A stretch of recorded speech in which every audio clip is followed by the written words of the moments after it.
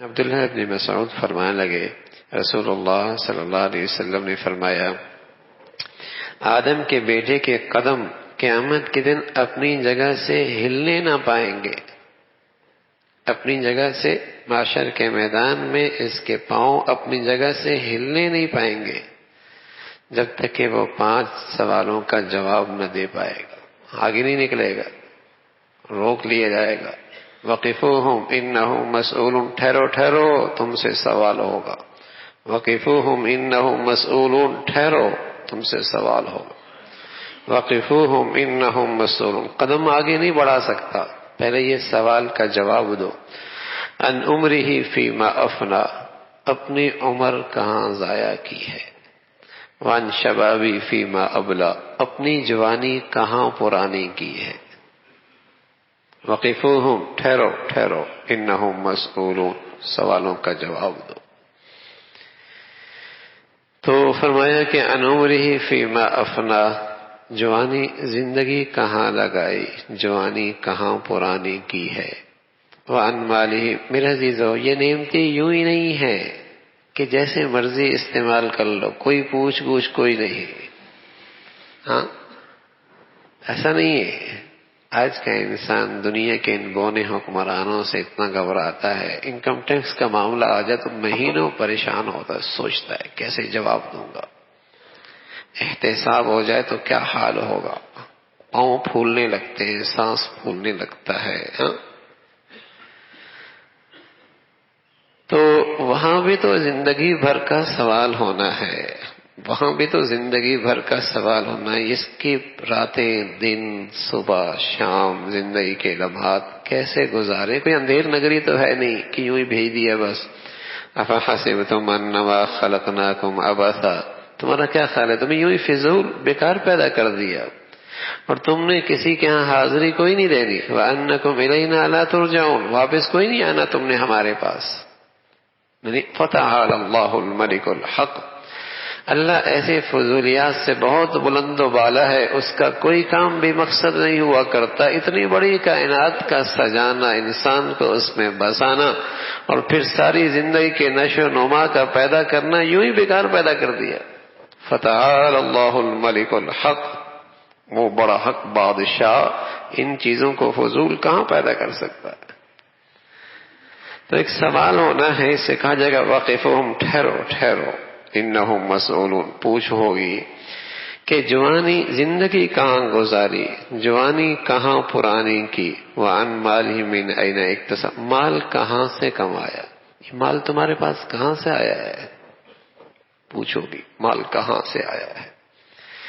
اور یہ بھی سوال ہوگا وفیما انفقا، کمایا کہاں سے ہے، خرچ کہاں کیا ہے۔ میرے عزیزو، آج نہ حلال حرام کی تمیز رہی ہے، اور قسم خدا کی نہ خرچ کرنے میں حرام حلال کی تمیز رہی، نہ کمانے کی ہمیں تمیز رہی ہے، نہ خرچ کرنے میں تمیز رہی ہے۔ کہاں سے آ رہا ہے، کیسے آ رہا ہے، حلال ہے حرام ہے، آنا چاہیے، اور پھر اس کی فکر نہیں، یہ اسراف ہے، یہ ضائع ہے، یہ حرام ہے، یا ہر گناہ کے کام میں پیسہ کی نعمت خرچ کرنا حرام ہے۔ ریا، دکھلاوا، شہرت، اسٹیٹس بنانے کے لیے، معاشرے اور سوسائٹی میں نام و نمود کے لیے خرچ کرنا حرام ہے، اس دولت کی نعمت کی نہ قدری ہے۔ تو یہ بھی سوال ہونا ہے کہاں سے آیا، من این اکتسب وفیما انفقا، خرچ کہاں کیا ہے، خرچ کہاں کی ہے۔ عبدالقادر جیلانی رحمۃ اللہ علیہ بات فرمایا کرتے تھے، فرمایا جب لوگ خرچ کرتے ہیں تو مجھے اندازہ ہوتا ہے کہ یہ آمدنی ہوئی کیسے، اس لیے کہ حرام مال حرام کاموں میں ہی خرچ ہوتا ہے، کہ مجھے اس سے بھی اندازہ ہوتا ہے مال آیا کہاں سے، خرچ کیسے ہو رہا ہے، رسم و رواج میں، نام و نمود میں، ناک اونچا کرنے میں ہی اس کی ساری رقم لگ جاتی ہے۔ وفیما انفقا، خرچ کہاں کیا ہے، وماذا عمل فیما علم، جو جانتے تھے اس پہ عمل کیا ہے۔ یہ اللہ کا نبی صلی اللہ علیہ وسلم نے بتلایا ہے، یہ دن آنے والا ہے۔ اور بھائی آپ فرمایا کرتے تھے من مات فقد قامت قیامتہ، جو مر گیا اس کی قیامت تو ہو گئی. اس کی قیامت. ابھی میرے نوجوان نے مجھے بتایا جب میں آ رہا تھا مسجد میں، کہا فلاں میرا رشتہ دار 40 سال کی عمر میں رات کو کیا ہوا؟ کچھ نہیں ہوا، انتقال ہو گیا.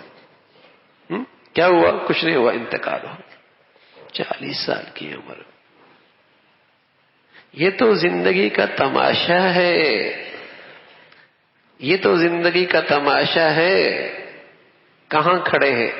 شام منومن مٹی کے نیچے ہو، حلال ہے، آمدنی کے بارے میں اطمینان ہے، حلال ہے، اللہ کے یہاں حساب دے سکتے ہیں، معاملہ صاف ہے، مخلوق میں سے کسی کا حق تو نہیں، میرے آمدنی میں کوئی حق. ارے ایک لقمہ حرام کسی کا حق ہے، اس کو دے دینا اس کا حق. یہ 1 کروڑ روپے صدقے کرنے سے افضل ہے. ایک حرام کا لقمہ اپنے مال سے نکال دینا یہ کروڑوں کے صدقے سے افضل ہے. حرام حرام ہے. خرچ کہاں؟ مال کمایا کیسے؟ کہاں کھڑا ہے؟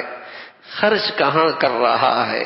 یہ خرچ کا گناہ میں لگا رہا ہے، اللہ کی نافرمانی میں لگا رہا ہے.